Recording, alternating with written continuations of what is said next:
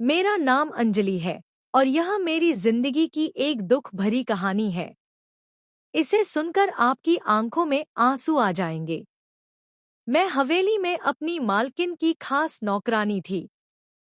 मेरी उम्र 28 साल है और मेरे 2 बच्चे हैं, एक बेटा और एक बेटी। मैं पिछले 7 सालों से मालकिन के घर में काम कर रही हूँ, लेकिन मेरी मालकिन और मालिक के घर में कोई बच्चा नहीं था।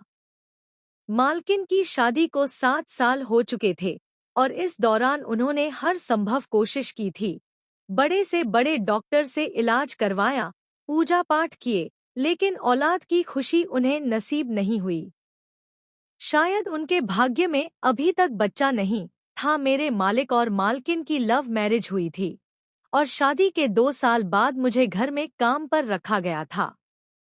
मालकिन का दर्द देखकर मेरा दिल भी टूट जाता था, खासकर जब मालिक ने धीरे धीरे उनसे दूरियां बनानी शुरू कर दी, क्योंकि उनका कहना था कि उन्हें हर हाल में अपना खून चाहिए। वे अपने परिवार का इकलौता वारिस थे और अपनी पीढ़ी को आगे बढ़ाना चाहते थे। मालकिन ने बार बार कोशिश की, लेकिन हर बार नाकामी ही हाथ लगी। यह बात उनके दिल को और तोड़ती जा रही थी। मालिक ने साफ कह दिया था कि अगर उन्हें अपना वारिस नहीं मिला तो वह दूसरी शादी कर लेंगे। मालकिन का दिल टूट रहा था, क्योंकि वह मालिक से बेइंतहा प्यार करती थी और यह कल्पना भी नहीं कर सकती थी कि उनके पति किसी दूसरी औरत को अपनी पत्नी बना ले। मालिक ने बार बार मालकिन को समझाया कि उन्हें सिर्फ बच्चा चाहिए और वह दूसरी शादी सिर्फ इसी मकसद से करेंगे, लेकिन मालकिन इस दर्द को सहन नहीं कर पा रही थी। मैं हर रोज मालकिन के आंसू देखती, उनका दुख मेरे दिल को भी चीर देता था। वे हवेली के कमरे में चुपचाप घूमती रहतीं, आंखों में आंसू लिए। एक दिन मैंने उनसे कहा, मालकिन, आप इतना परेशान मत होइए, सब कुछ ठीक हो जाएगा। लेकिन मालकिन ने रोते हुए जवाब दिया, तुम नहीं समझोगी अंजलि। मैं अपने पति की दूसरी पत्नी को कभी बर्दाश्त नहीं कर सकती। मुझे तो यही डर है कि अगर मेरे पति ने दूसरी शादी कर ली तो मेरी इज्जत इस घर में कुछ भी नहीं रहेगी। मैं उनकी पहली मोहब्बत हूँ, लेकिन क्या ये मोहब्बत मेरे बिना औलाद के खत्म हो जाएगी? मैंने उन्हें तसल्ली देने की कोशिश की, मालकिन, मालिक आपसे बहुत प्यार करते हैं। वे मजबूरी में ही दूसरी शादी की बात कर रहे हैं। मालकिन ने गहरी सांस लेते हुए कहा, मुझे यह समझ में आता है, लेकिन मैं उनकी दूसरी पत्नी को अपने ही घर में नहीं देख सकती। मेरे पति सिर्फ अपने बच्चे के लिए उसे इस घर में लाएंगे, लेकिन मेरा दिल इस दर्द को सहन नहीं कर सकेगा। और अगर मेरे माता पिता को यह बात पता चल गई तो वे भी मुझे ही दोषी ठहराएंगे। उन्होंने पहले ही इस शादी के लिए हामी नहीं भरी थी, लेकिन मैंने जिद करके यह शादी की थी। अब मुझे ही अपनी गलती की सजा मिल रही है। मालकिन की बातें सुनकर मेरा दिल भी टूट रहा था।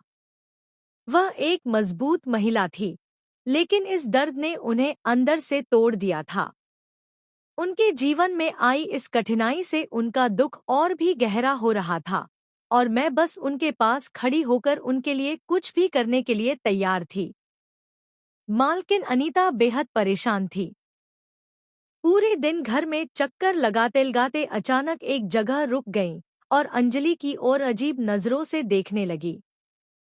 अंजलि, जो मालकिन के साथ काम करती थी, सोच रही थी कि आखिर मालकिन उसे इस तरह क्यों देख रही है। तभी मालकिन ने धीरे से कहा, अंजलि, क्या तुम मेरी मदद करोगी? अंजलि एक पल के लिए हैरान रह गई, लेकिन उसने तुरंत कहा, मालकिन, आप यह क्यों कह रही हैं? मैं तो हमेशा आपके लिए तैयार हूँ। बस मुझे बताइए कि आपको क्या मदद चाहिए। मालकिन ने उसकी ओर देखकर एक गहरी सांस ली और कहा, जो मैं तुमसे मांगने जा रही हूँ वह कुछ ऐसा है जिसे सुनकर तुम शायद तैयार न हो सको। उनकी आंखों में चिंता साफ झलक रही थी। अंजलि ने फिर से भरोसा दिलाया, मालकिन, मैं आपकी हर संभव मदद करने की कोशिश करूंगी।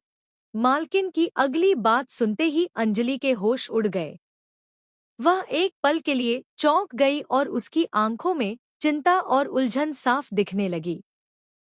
अनीता ने उसकी हिचकिचाहट को देखते हुए कहा, मैं जानती थी कि तुम इसे सुनकर डर जाओगी।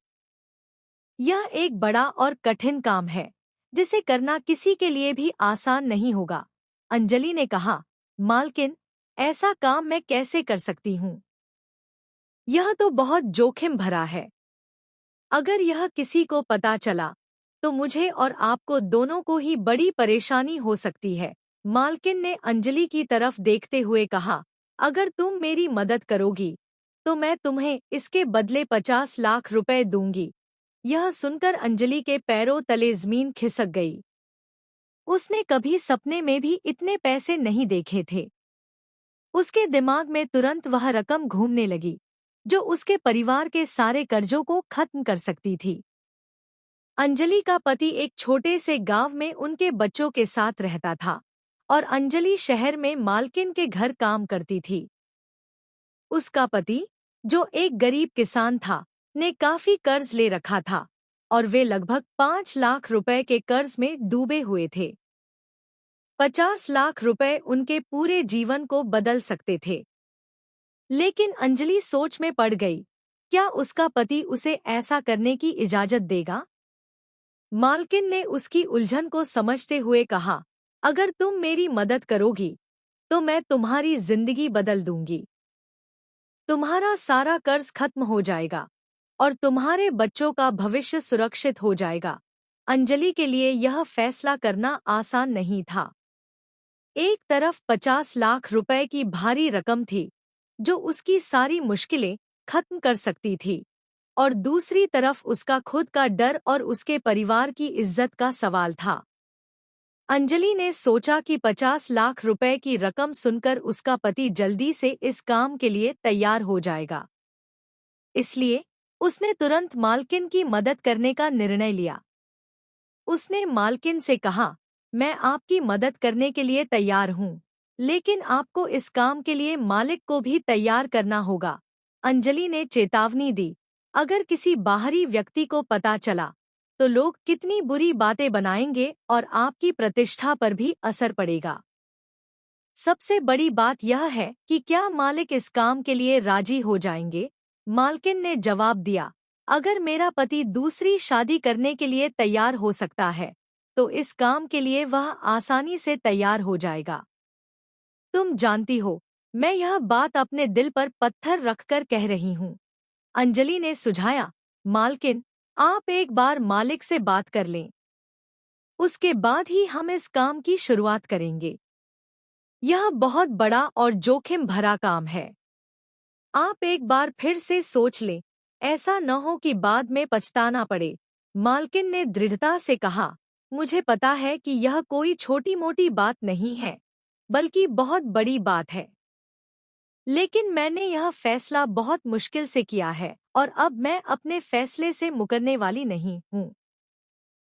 तुम मेरी फिक्र मत करो, मैं खुद पर कंट्रोल कर लूंगी।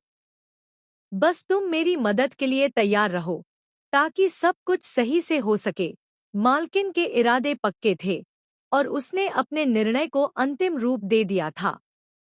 उसने कहा कि वह सारी जिंदगी के लिए सौतन बर्दाश्त नहीं कर सकती, लेकिन एक रात के लिए परेशानियों का सामना करने के लिए तैयार है।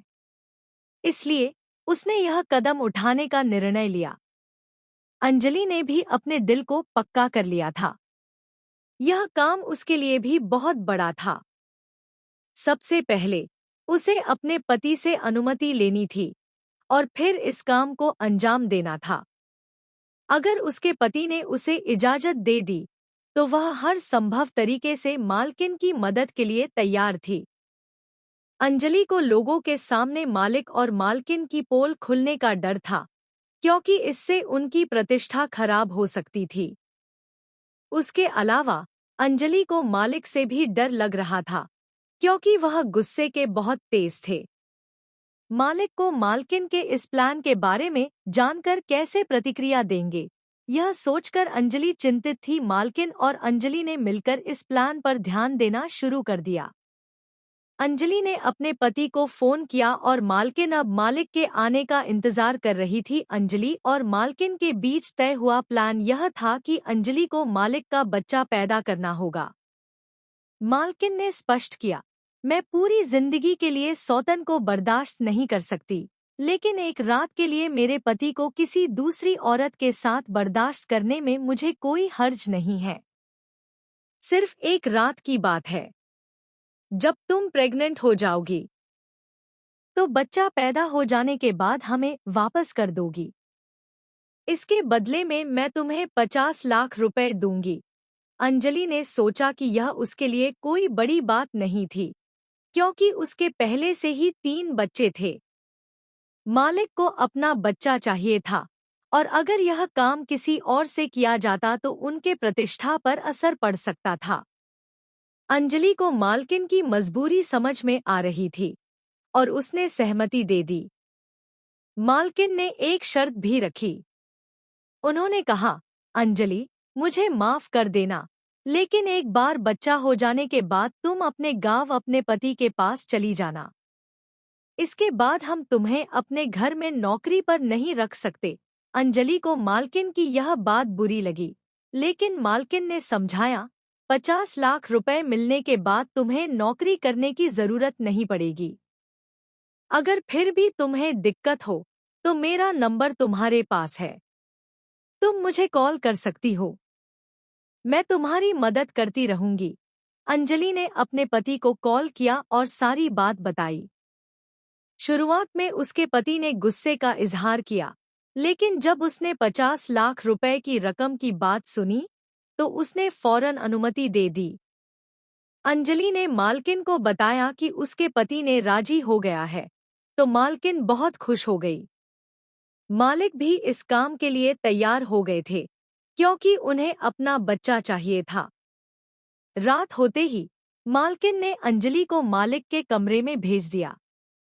अंजलि ने देखा कि मालकिन की आंखों में आंसू थे और वह परेशान थी। मालकिन ने उसे गले से लगाया और कहा, मुझे निराश मत करना। भगवान करे मेरा इरादा पूरा हो जाए। अंजलि ने मालकिन के कमरे में जाकर नींद की दवा खाई और सो गई। अगले दिनों में अंजलि की तबीयत खराब होने लगी और मालकिन ने उसे शहर की सबसे अच्छी डॉक्टर के पास दिखाया। डॉक्टर ने खुशखबरी दी कि अंजलि प्रेग्नेंट है। मालकिन और मालिक बहुत खुश हुए, खासकर मालिक की खुशी का कोई ठिकाना नहीं था। मालिक ने यह खुशखबरी अपने रिश्तेदारों को भी बताई और सब खुश हो गए। मालिक की खुशियों का अंदाजा अंजलि को घबराहट देने लगा। जैसे जैसे दिन बीत रहे थे, अंजलि की घबराहट बढ़ती जा रही थी। मालकिन के रिश्तेदारों को जब पता चला कि वह प्रेग्नेंट है, तो वे लगातार मिलने आ रहे थे और अजीब-अजीब सवाल पूछ रहे थे। इससे मालकिन और अंजलि दोनों को परेशानी हो रही थी। मालकिन को आराम करने की जरूरत थी और अंजलि को घर के सारे काम संभालने थे। इस समस्या को सुलझाने के लिए अंजलि ने सुझाव दिया कि वे मालकिन के दूसरे शहर के रिजॉर्ट में चले जाएं। वहां पर कोई नहीं आएगा और वे आराम से समय बिता सकेंगी। मालिक को यह आइडिया अच्छा लगा और उन्होंने अंजलि और मालकिन को रिजॉर्ट में शिफ्ट करवा दिया। रिजॉर्ट में एक चौकीदार और एक नौकरानी भी भेजी गई थी। अंजलि और मालकिन अब रिजॉर्ट में आराम से थी। मालकिन अंजलि का बहुत ख्याल रख रही थी और अंजलि को महसूस हुआ कि कुदरत का करिश्मा बड़ा अजीब होता है। मालकिन के साथ बिताए गए वक्त के बाद अब मैं उस स्थिति में थी कि वह मुझसे औलाद मांगने के लिए तरस रही थी। मालकिन इतनी अच्छी और मेहरबान थी। मैं अक्सर सोचती थी कि उनके साथ ऐसा क्यों हुआ। क्या सचमुच अच्छे लोगों के साथ अच्छा नहीं होता है? वक्त बीत रहा था और मेरे मन में अजीब-अजीब ख्याल आने लगे थे। हफ्ते और महीने गुजर गए और मेरा बच्चा मेरे पेट में लात मारने लगा। पहली बार जब उसने मेरे पेट में हरकत की थी, तो मुझे अजीब सा एहसास हुआ था। एक रात मेरी आंखें अचानक खुल गईं और मैंने महसूस किया कि मेरा बच्चा मुझे पुकार रहा है। सपनों में भी मुझे यही महसूस होता था कि बच्चा मुझसे कह रहा है, माँ, मुझे किसी को मत दो, मैं तुम्हारा हूँ। ऐसे सपने रोज आने लगे और मेरी रातें जागकर ही बीतने लगी। इसी कारण मेरी तबीयत भी बिगड़ने लगी थी। मेरा दिल धीरे धीरे बदलने लगा था। मुझे 50 लाख रुपए अब झूठे और बेकार लगने लगे थे। पहले मुझे लगा था कि बच्चों की कोई ख्वाहिश नहीं है, लेकिन अब मैंने महसूस किया कि बच्चे अपनी जगह महत्वपूर्ण होते हैं। मालकिन ने मेरे दिल की हालत को भांप लिया था। एक दिन मैंने मालकिन और मालिक को आपस में बातें करते हुए सुना। मालकिन चिंतित थी कि कहीं मेरी नियत न बदल जाए, लेकिन मालिक का कहना था कि ऐसा संभव नहीं है क्योंकि मेरे पास पहले से ही बच्चे हैं और मुझे पैसों की जरूरत है, बच्चों की नहीं। हर हफ्ते मालिक रिजॉर्ट का चक्कर लगाते थे और मेरे लिए बहुत सारे फ्रूट्स, जूस और जरूरी सामान लाते थे। डॉक्टर की सलाह पर डिलीवरी की डेट भी आ गई थी। मालिक को इस खबर से बहुत खुशी हुई थी। उन्होंने मालकिन को इलाज के लिए बहुत सारे पैसे दिए और कहा कि किसी भी चीज में कमी नहीं आनी चाहिए। मेरे दिल में अब यह सोचने लगा था कि मैं अपना बच्चा किसी को नहीं दे सकती। पैसे की कीमत से ज्यादा मेरे लिए बच्चे की ममता महत्वपूर्ण थी। मैंने तय कर लिया कि मैं इस बच्चे को 50 लाख रुपए में भी किसी को नहीं दूंगी। मैं मालकिन और मालिक को धोखा देकर रातों रात वहां से भाग गई। मैंने रात वाली बस पकड़ी और अपने गांव पहुंच गई।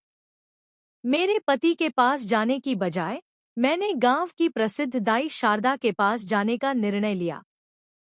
दर्द की वजह से मैं दाई के घर पहुंची, लेकिन मेरे डर का यही था कि मालिक के आदमी कहीं यहाँ ना पहुंच जाएं और मेरा बच्चा न छीन ले। शारदा ने मेरी हालत देखी और जल्दी से मेरी डिलीवरी करवाई। लगभग 1 घंटे की मेहनत के बाद मेरा बच्चा इस दुनिया में आया। मेरी खुशी का ठिकाना नहीं था। मैंने सोचा कि अब मुझे अपने बच्चे को लेकर कहीं दूर जाना होगा, ताकि मेरे बारे में किसी को कुछ भी पता न चले। मैंने ठान लिया था कि मैं अपना बच्चा मालिक और मालकिन को नहीं दूंगी। मुझे एहसास हुआ कि उन्होंने मेरे जीवन में कितनी अहम भूमिका निभाई थी। उन्होंने मुझे खाना दिया, कपड़े दिए और रहने के लिए जगह दी। उनके बिना हमारे पास कुछ भी नहीं होता। लेकिन उस समय की मेरी खुदगर्जी ने मुझे अपने कर्मों की सजा दी। मैंने उन दोनों पति पत्नी का दिल तोड़ा और उनके सपनों को चकनाचूर कर दिया। जब बच्चा पैदा हुआ तो उसकी पहली आवाज ने मुझे जिंदा महसूस कराया। हालांकि मेरे दिल में एक गहरी पीड़ा थी कि मैंने उन लोगों से धोखा दिया जिन्होंने मेरे जीवन को संवारने में इतनी मदद की थी। मैंने यह भी नहीं सोचा कि मालिक और मालकिन ने मुझ पर कितना विश्वास किया था। मैंने उनका भरोसा तोड़ा और उनके सपनों को चुराया। यह सच्चाई मुझे अंदर ही अंदर कचोट रही थी। बच्चे के जन्म के बाद मैंने अपनी जगह एक छोटे से गांव में बना ली, जहां पर मैंने एक पुरानी झोपड़ी में अपना बसेरा किया और अपने बेटे की परवरिश करने लगी। हालांकि मैंने अपने आप को मालिक और मालकिन से बचाने के लिए एक साधारण जीवन जीना शुरू कर दिया। गांव के लोगों ने मेरी मदद की, लेकिन शायद मुझे मेरी गलतियों की सजा मिलनी थी। एक दिन मेरी तबीयत अचानक बिगड़ गई और गांव वालों ने मुझे सरकारी अस्पताल में भर्ती करवा दिया। वहां मुझे पता चला कि मुझे कैंसर जैसी गंभीर बीमारी हो गई है। मेरी बीमारी के बारे में जानकर मैंने अपनी जिंदगी की पूरी कहानी डायरी में लिखना शुरू कर दिया ताकि भविष्य में कोई औरत ऐसी गलती न करे। मेरे बेटे की परवरिश अच्छे से हो रही थी और वह बहुत समझदार और बुद्धिमान बन गया था। भगवान ने शायद मुझे 15 साल तक जिंदा रखा था, ताकि मैं अपने बेटे की अच्छी तरह परवरिश कर सकूं। लेकिन एक दिन किसी तरह मेरी डायरी मेरे बेटे के हाथ लग गई। उसने मेरी डायरी पढ़ ली और मेरी हकीकत जान ली। जब उसने मुझसे इस बारे में सवाल किया तो मैं बहुत डर गई। वह मेरे पास उस डायरी के साथ आया और उसकी आंखों में आंसू थे।